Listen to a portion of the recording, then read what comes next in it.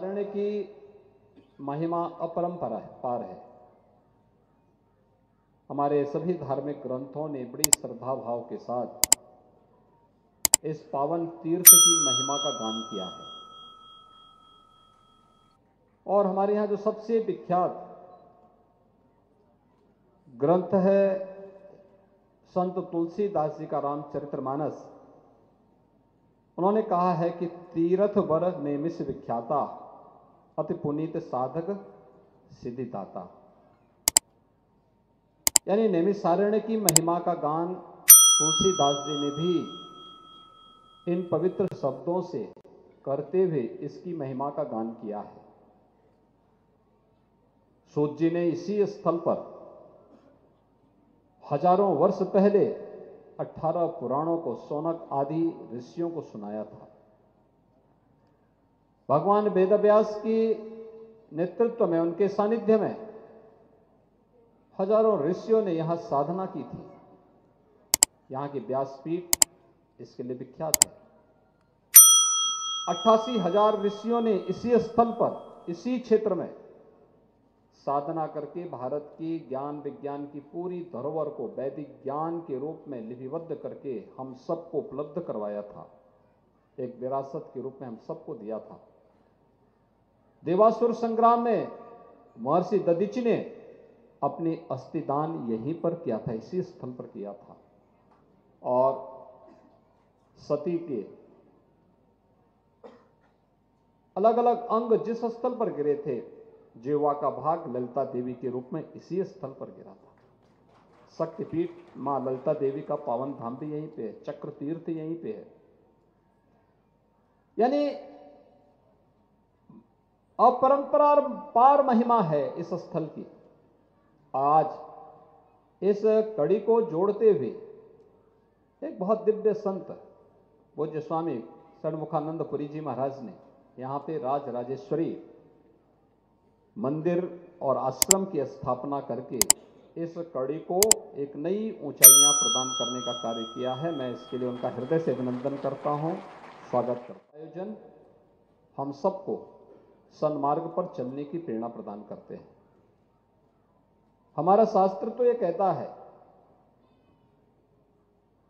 कि धर्मेण हीना पशु भी समाना, यानी धर्म से हीन जो व्यक्ति है उसमें और पशु में कोई अंतर नहीं है। धर्म केवल उपासना विधि नहीं है। धर्म जो हमको अच्छे मार्ग पर चलने की प्रेरणा देता है। धर्म वह एक शाश्वत व्यवस्था है, जिस शाश्वत व्यवस्था के माध्यम से हम लोग अनुशासन का पाठ पढ़ते हैं, सदाचार का पाठ पढ़ते हैं, कर्तव्य का पाठ पढ़ते हैं। इनसे जुड़े हुए जो नैतिक मूल्य हैं, कर्तव्य से, सदाचार से जुड़े हुए जो मूल्य हैं, इनका जो समन्वय है वही वास्तव में धर्म है, जो हमेशा शाश्वत रहता है। पंथ और संप्रदाय आएंगे जाएंगे, उपासना विधियां आएंगी जाएंगी, लेकिन धर्म हमेशा शाश्वत रहता है, सनातन रहता है। इसलिए हम कहते हैं सनातन धर्म इस सृष्टि का धर्म है, मानवता का धर्म है। जब तक सनातन धर्म है, विश्व मानवता की कल्याण का मार्ग वह प्रशस्त करता रहेगा। अगर सनातन धर्म पर खतरा आएगा तो विश्व मानवता पर खतरा आएगा। इसलिए विश्व मानवता को बचाना है तो सनातन धर्म को बचाना होगा। और सनातन धर्म का मूल यज्ञ है, ये ऋषि मुनियों की साधना है, जो साधना कई वर्षों तक पवित्र नर्मदा नदी के तट पर साधनारत रह करके पूज्य स्वामी षणमुखानंदपुरी जी महाराज ने साधना की, उस साधना का प्रसाद सिद्धि के रूप में आज राज राजेश्वरी आश्रम और मंदिर के रूप में हम सबके सामने यहां पर इस रूप में देखने को मिल रहा है।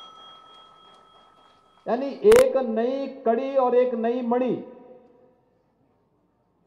इस नेमिष क्षेत्र में जुड़ने जा रहा है, राजराजेश्वरी मंदिर और आश्रम के रूप। इसकी व्यवस्था को, समाज की व्यवस्था को लोक की व्यवस्था को ऊर्ध्वगामी करने के लिए, लोकाचार की ओर ले जाने के लिए, लोक कल्याण के पथ पर उन्मुख करने के लिए जिस देवी का हम अनुष्ठान करते हैं वह परांबा जगदम्बा राजराजेश्वरी है, जो सबको नियंत्रित करके सन्मार्ग पर ले चलने की प्रेरणा प्रदान करती है। और उनकी स्थापना का कार्य इस नैमिष क्षेत्र में हुआ है। आप सब जानते हैं, नैमिष तीर्थ के महात्म को ध्यान में रख करके ही सरकार ने अनेक कदम उठाए हैं। खासतौर पर इसको एक तीर्थ के रूप में विकसित करने की कार्रवाई आज चल रही युद्ध स्तर पर कार्य हमारा प्रारंभ हुआ है। और ये तो हमारा सौभाग्य है, भारत की इस विरासत को एक नया स्वरूप प्रदान करने के लिए आदरणीय प्रधानमंत्री मोदी जी के नेतृत्व में जो कार्य देश के अंदर प्रारंभ हुए हैं, अद्भुत है। काशी में महाकाल,